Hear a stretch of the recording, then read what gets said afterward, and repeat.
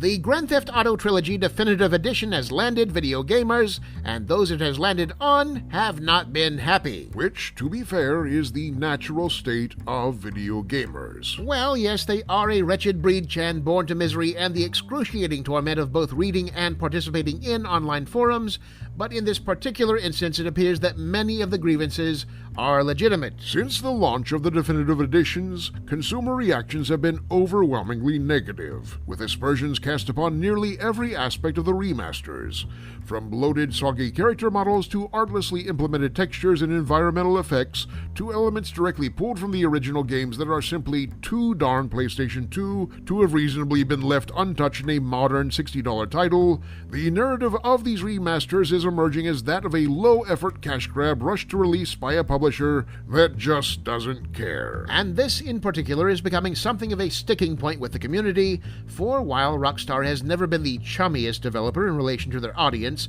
their general aloofness has to this point largely been forgiven as the quirk of a genius perfectionist laboring solemnly in solitude.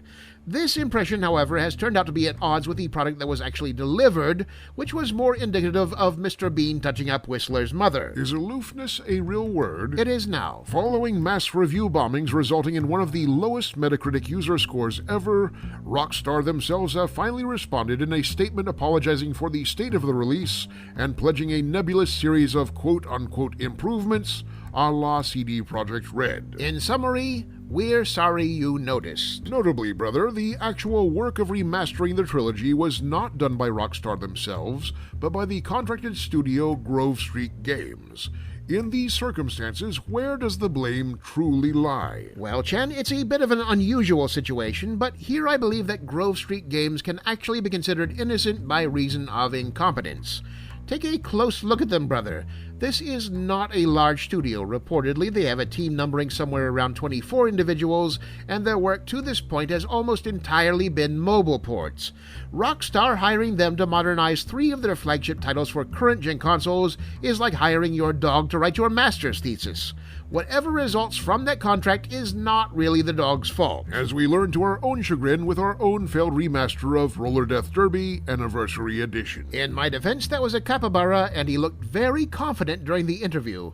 We live and learn, Chan. I suppose this brings us to a second matter. Given that Rockstar has pledged improvements to the trilogy, what can the gaming public expect them to provide? How definitive will the definitive editions ultimately be? Well, I think we can reasonably expect the most egregious transgressions quelled, the horrendous rained visuals, the AI upscaled typos, maybe a once-over on the character models. What I'd ultimately expect, however, is a fairly minor initial burst of updates quickly fading to nothing as the gaming world forgets and goes on with its usual business. Let's be realistic, the updates are being handled by the same team that was hopelessly ill-equipped to do the job in the first place. The only reason they were able to get as far as they did is because a massive amount of the work was automated by AI, so anyone holding out hope that they'll still correct the artistic deficiencies of the definitive editions are going to be left wanting. More importantly, however, the definitive editions are a side project and Rockstar is not CD Projekt Red.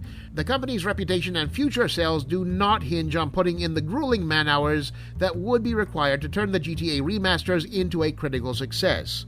All Rockstar really needs to do is to tread water on some minor performance fixes until the media heat is off, and then we can fully expect them to cut bait and pretend the definitive editions never existed. A sad commentary on the modern gaming landscape. Though from personal experience, a darn sight easier than giving a capybara a midnight crash course in C#.